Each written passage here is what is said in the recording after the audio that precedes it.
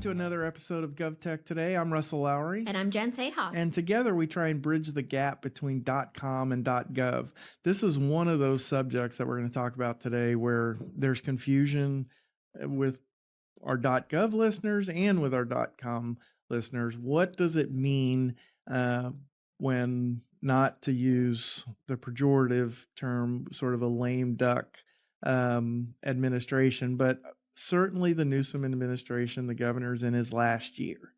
And what does that mean for the appointees, for vendors, communities, when that transition is going on? We're going to dive into a few of those implications and think through those things and maybe loop in a few of the happenings on the Fed side.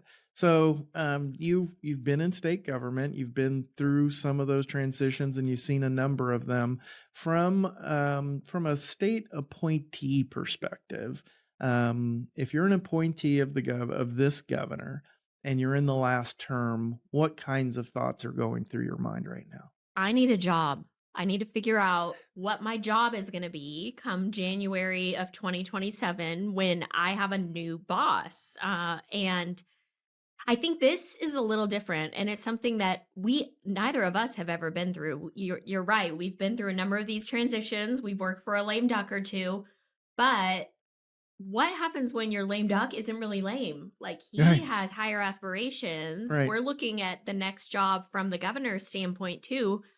Both of my gubernatorial bosses sailed off into the sunset. So it is a little bit of a different scenario that we're in, where it's like, what's happening? What are we working on today? Well, I know what you're referencing, but for our listeners, the Governor Newsom is running for president. Whatever the official stand of the rhetoric is, he's running for president, and everyone in the political world understands that, which gives him a certain cachet. He's on the list of 5 people most likely to be the next president of the United States. Yep. And that has significant implications for how people will treat him and deal with him, which definitely adds a different flavor to it. It also adds a dynamic to the appointees, the gubernatorial appointees, or, these are high-level positions in government. So directors, deputy directors,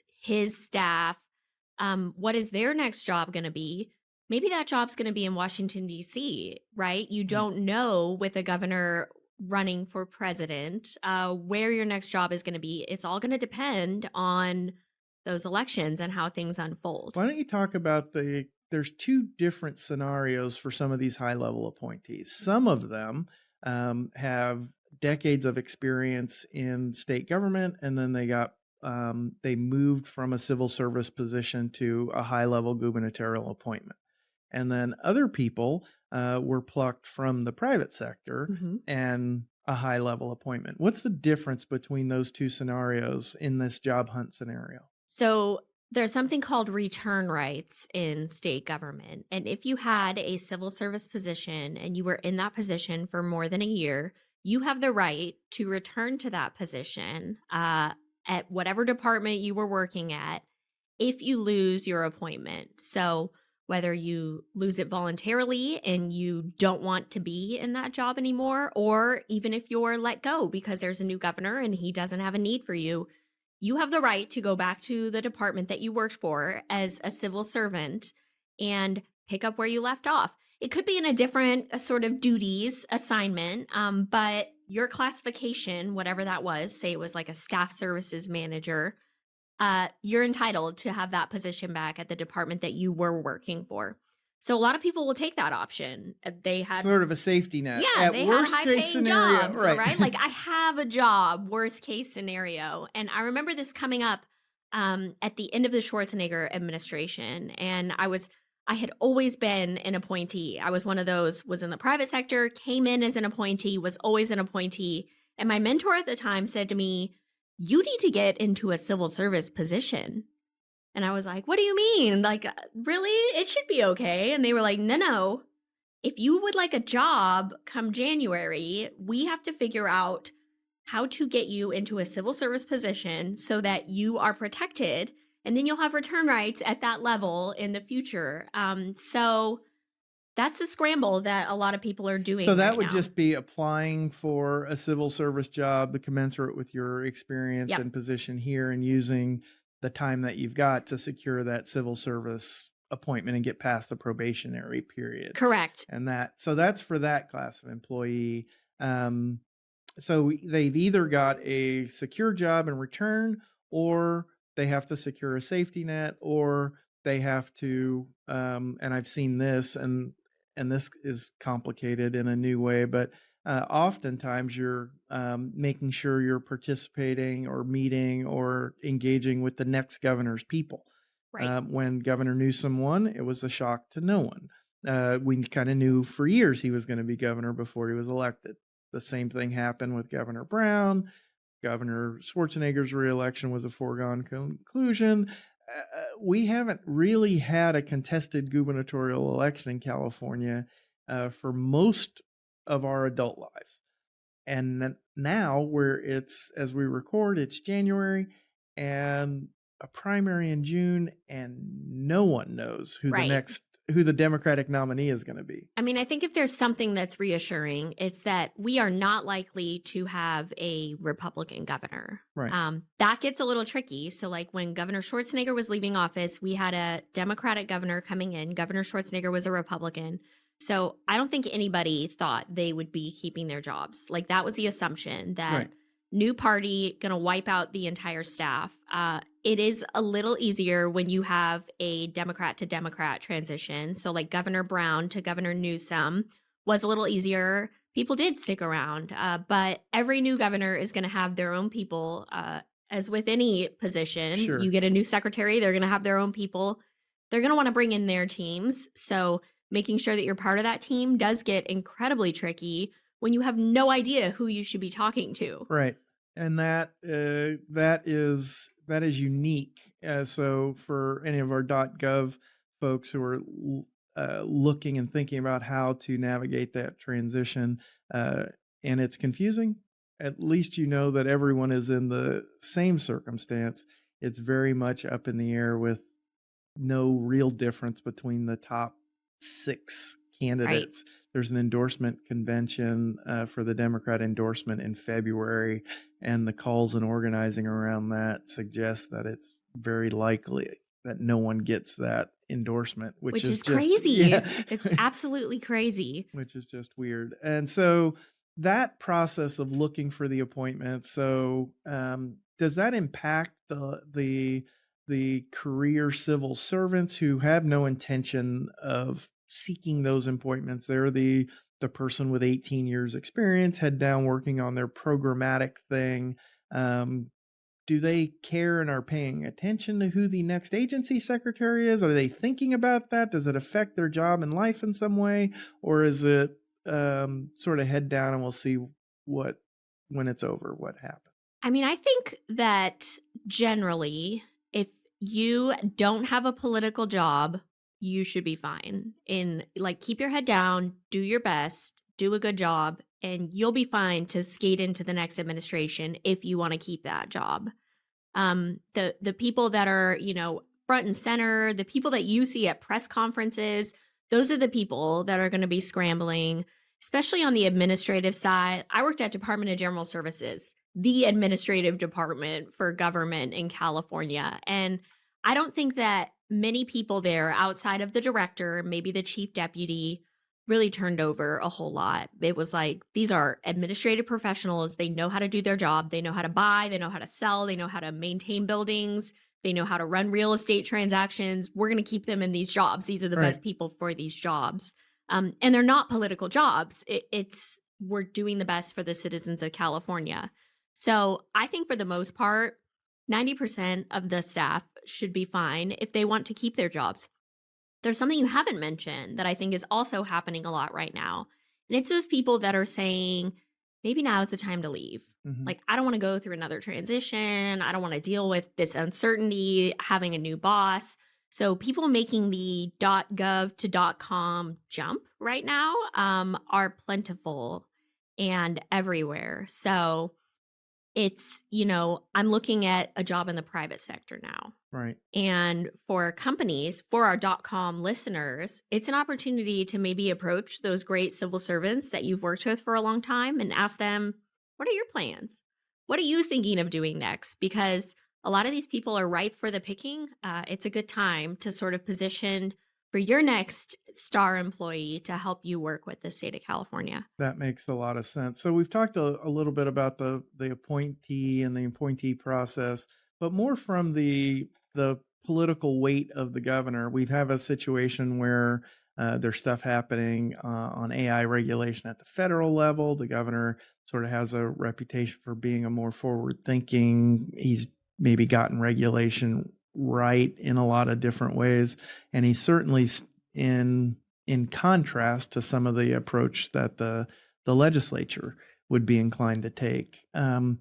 Where does that leave us with the governor having a sort of a clock ticking for his state service with regard to the policy and the tech implementation over the next year? I mean, we're seeing a lot of positioning, and his administration falls in line with this positioning to weigh in on federal issues, whether that's tech policy or regulation or the economy, because he is running for president.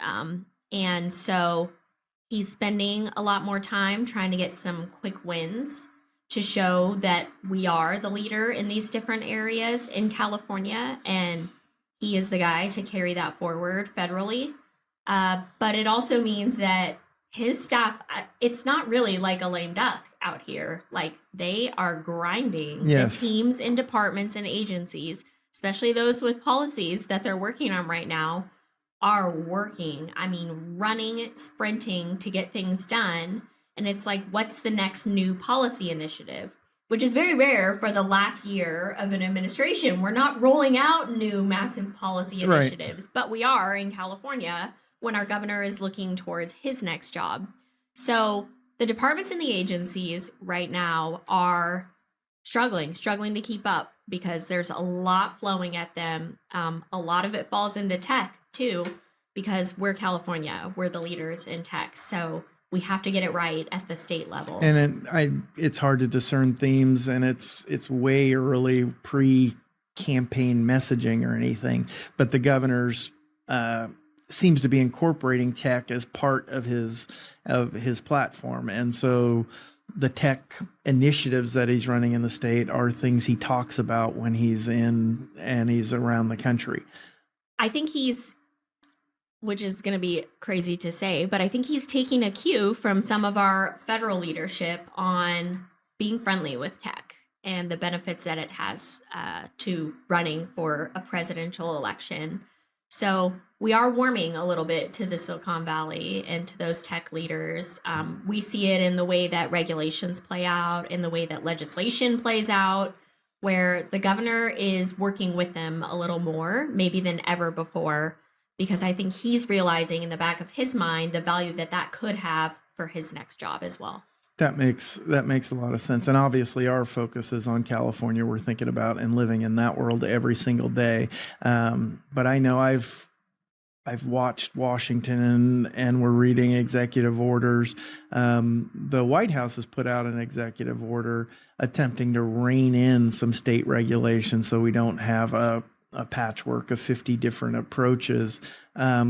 Not that we're going to go into detail, but can you tell us a little bit about what's going on at the federal level with the executive orders? Yeah, we touched on this a little bit when the same type of regulatory moratorium was put in budget language, and it was stripped out at the last minute out of the federal budget. But they're basically trying to prevent that. We have 50 states with 50 rules, and it's already starting to happen. California has our AI regulations and policies. There's some coming out of Colorado, out of New York, out of Illinois. And so the federal government issued an executive order, the president did, asking people to pause those, stop those. There wasn't a 10-year time limit on it, like there was with that when they tried to do this legislatively. But to be determined on that. There weren't a lot of teeth in the executive order. It was like, we're going to look at these over the next 18 months, which is like, all right, so nothing happens tomorrow. Great. Right. But I do see the federal government trying to get their arms around this stuff.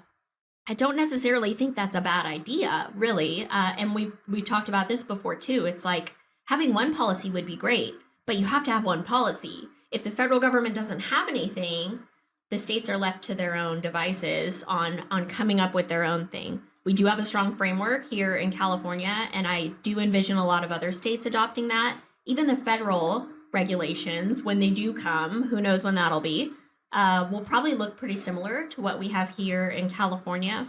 But until then, it's like everyone else should pause and stop what you're doing until we can sort of figure this out. Well, I remember the first episode when we were talking about AI, and it was moving so fast, and the pace has only picked up. The advancements and development, and it was even at the beginning, it was clear that regulation in this area was just going to be tough. At this point, it touches everything. Yep. Privacy, consumer protection, but every transaction, all kinds of interaction. It's hard to open an email and you're interacting with AI in some way. The advertising landscape, the media generation. Since it touches everything. When people talk about AI regulation, it's not even clear to me what it is we're talking about. What the scope is, right? Every regulation has an AI, theoretically could have an AI component. Certainly, some is more relevant than others. So, well, I think we're seeing that play out too. Like initially in contracting, it was like, tell us if this contract includes AI. And now it's like, we're just going to assume every contract includes AI, and here are the state's terms on this AI that's presumably in every contract. Like, we're not even going to track which contracts have them anymore because we're just assuming they all will at some point. Right. And I know a lot of people were relieved because AI helped me draft the response to this. What does that mean? Do I have to check that box? Yeah. A draft email. Gmail suggests a draft response. Yeah. We went from like having a separate form to just having the terms included in every contract. Yeah. And that's an interesting change, and so it'll be interesting to watch how the lawyers fight it out. My expectation is that California is not likely to just lay down in its approach to the federal government, and the federal government, if California does something that tech doesn't like, they have another venue to fight about it at the federal level and perhaps bring lawyers in litigation against California activity if it gets out of line. Yeah, we'll see how it unfolds. I mean, at this point, I think working with tech, which is what this administration did to get where we are today in California, will only benefit whatever happens federally, because guess what? The feds are working with the exact same tech guys. So, I mean, hearing it from industry, which from an industry perspective is exactly what we want. Hearing it from industry and from the experts is what California did when we came out with these regulations. So I think, and who knows, we like to sue. We're pretty sue happy. So it could get tied up in court forever, but the immediate impacts to what happens day to day are to be determined. Well, one final question before we wrap this episode up, and I think it's on everyone's mind, but this is the governor's last budget. The headlines are screaming $18 billion deficit, that sort of thing. Not to go into a lot of detail, but when you look at that, are you sort of advising your clients, hey, there's a deficit, they're rolling up shop on tech? How do you prepare to interact in a deficit environment? I mean, every crisis is an opportunity, right? So it's how you position your products and your services in order to work with the state in a tight budget time. Tight budgets are nothing new. Tight budgets in the last year of an administration are especially tricky. We're not going to see new projects launching. It's keeping the trains on the tracks, and getting some of these things done. This is the non-sexy part of government, right? Like, Right. if we're not rolling out a new AI initiative. We're, finishing this modernization that's been going on for 9 years and continuing to work on that and trying to wrap it up. So the state is doing some cool stuff with AI, but we're not starting new, major system overhauls and things. It's really continuing what we've been doing and then positioning for better budget years to sort of get those initiatives rolling again. But it does become sort of a positioning exercise in how you're positioning your products and your services to help the state, even in these lean budget times. Saving money is going to be important. It's going to be mandatory. So how can your stuff help with those cuts? Well, that's a perfect way to end this episode. Thanks for the insight, and look Thank forward you. to our next episode. Yep.